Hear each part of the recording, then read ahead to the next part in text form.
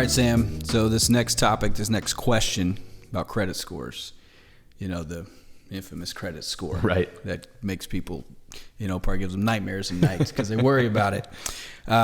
When a borrower, let me use my words, is considering looking into getting a loan, and I know this isn't the end all be all, but what is the lowest credit score that they can have to where they'd be like, okay, now I can start looking? And also, how does a credit score affect the conditions of the loan? Yeah, that's a great question and a very important one. Credit score is a big part of the loan process.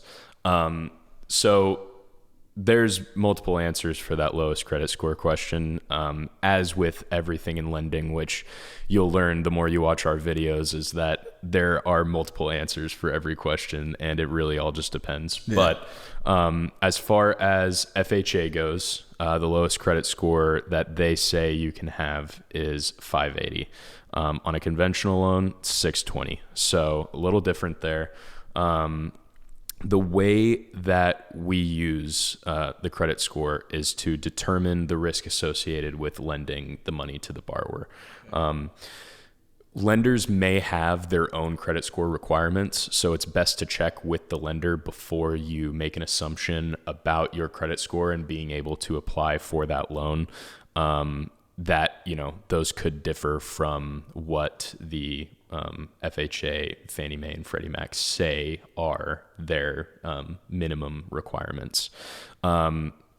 Determining risk basically goes into a couple things with your loan as far as the credit score is considered. One of those things is your loan eligibility, which we basically just discussed. Your credit score will determine what loan products you are eligible for and help the lender assess, okay, where can I put this person based on that credit score? The other thing is the credit score can affect your interest rate. The reason why is, like I said, that credit score is used as a marker for risk assessment. And so generally, a lower credit score will receive a higher interest rate, and vice versa. A higher credit score will be rewarded with a lower interest rate, just because you're able to determine that that person may be less risk to lend to. Yeah, and we'll talk about interest rates in another video, another conversation, to where, I know when y'all hear that, it probably like, oh, see, I got a low one, a high interest rate, I'm out. Like, we'll talk about the ins and outs of that. It's not always the case, but, right. It varies. Yes. Well, that's I know that's a very complex question, and we just want to, communicate if you are looking at borrowing, because you are looking into buying a home, have that conversation with a lender, with Sam.